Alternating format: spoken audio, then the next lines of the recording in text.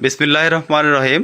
প্রিয় দর্শক, Facebook, YouTube সহ সোশ্যাল মিডিয়ার সকল দর্শক, দেশে এবং দেশের বাইরে, কাছে এবং দূরে, যে যেখান থেকে এই ভিডিওটা দেখছেন তাদের সবাইকে লালতীর সিমেন্টের পক্ষ থেকে শুভেচ্ছা এবং অভিনন্দন।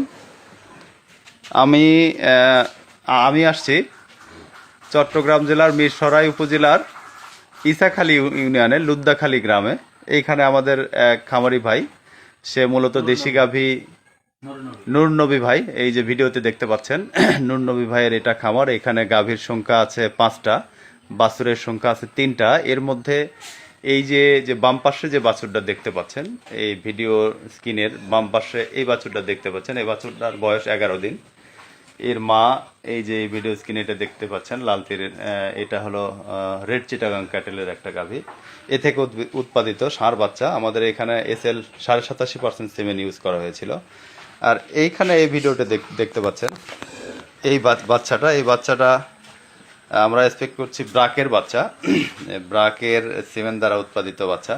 এর মা ওই যে পাশে কালো দেখতে পাচ্ছেন, ফ্রিজিয়ানের ক্রস, এটা এর মা। এটার বয়স 14 দিন। আর আমাদের লাল তীরেরটার বয়স 11 দিন। এটার কালার, ব্রাকেরটার কালার দুই রকমের কালার, দুটোই ষাঁড় বাচ্চা, ভালো আলহামদুলিল্লাহ। তা আশা রাখি এখানে কম্বিনেশন করছি আমরা, যেহেতু এই খামারি ভাই দীর্ঘদিন এই গরুগুলো পুষবেন, এই বাছুরগুলো থাকবে, আমি মাঝে মাঝে এসে আপডেট দেব আসলে বাচ্চার কন্ডিশন কি। এই ব্রাকের যে বাচ্চাটা তার বয়স 14 দিন, আর লাল তীরের বাচ্চাটার বয়স 11 দিন। দুটো একই খামারে আছে, একসাথে বড় হচ্ছে।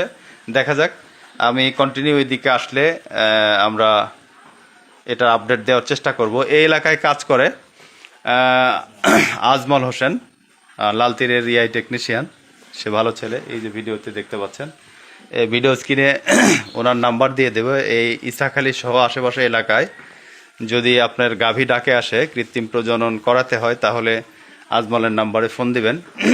আর ভিডিও ডেসক্রিপশনে আমাদেরও নাম্বার দেয়া থাকবে। আর লাল তীরের অফিসারদের নাম্বার সারা দেশের নাম্বারই আসলে আমাদের গুগলে দেয়া আছে, ফেসবুক, ইউটিউবে সবখানেই পাবেন, যে এখানে যাবেন। যদি কোনো পরামর্শ লাগে, পরামর্শের জন্য আমাদেরকে ফোন দিতে পারেন। ফোন দিলে আমরা ধন্য থাকব, আপনাদের ন্যূনতম হলেও আমরা কিছুটা পরামর্শ দিতে পারবো। তা আশা রাখি আপনারা এই কাজগুলো করবেন। ধন্যবাদ সবাইকে, ভালো থাকবেন, সুস্থ থাকবেন, আল্লাহ হাফেজ।